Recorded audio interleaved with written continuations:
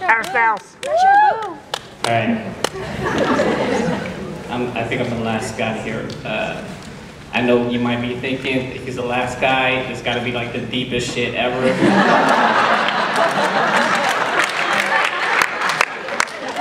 It's just gonna be regular deep, you know, standard 7.5. So, you know. But give it up for all the performers.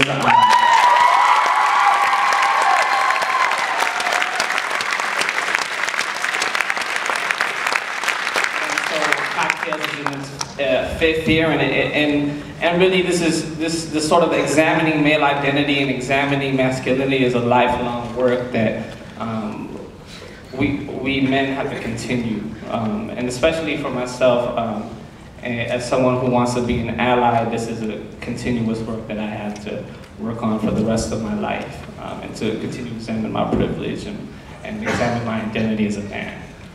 But this poem is called Homophobia, and it's really just trying to delve and discover and to really sort of seeking understanding, and that I feel like a lot of our young boys are so raised to associate hate with achieving some sort of male identity.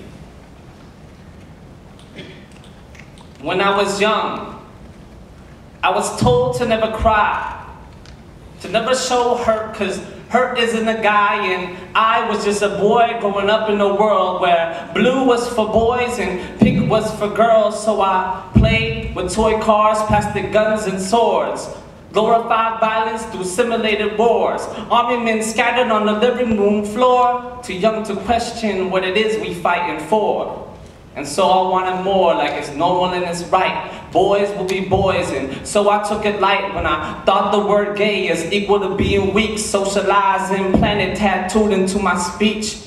I saw them as molesters, lesser than me, deserving of that burden narrated by the priest, or at least stay away. I wasn't trying to understand a young homophobic spreading hate to be a man. I would call him gross, and the church called them evil. We had a list of names, but we never called them people. Was it learning? I never saw him as a person. Was it learning how to love? I was learning how to hurt him, cause hurt's in all of us.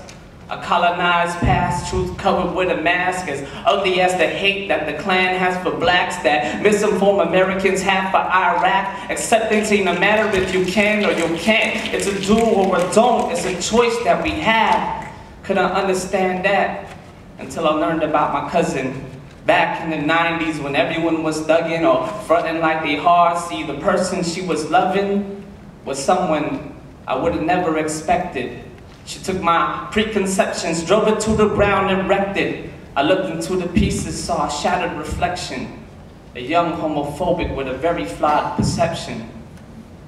See, the process is painful, and it's going to take some time. Going to take commitment, the labor of the mind, and heart behind the change that we need to make inside, because the cage bird sings of freedom trying to fly, but we rather clip its wings and tie each other's feet, deny people of their rights based on personal beliefs, based on what we think is love and what it means to be a man or a woman as we push it to extremes. No room for us to see that it's going to take the tribe, take the whole community to flip it on its side. Regardless of religion, everybody is a child, deserving of a life free and happiness denied, because if I deny him rights, then I'm dehumanized.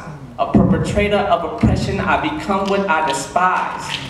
Gotta change our actions and change our mind, change every homophobic into an ally.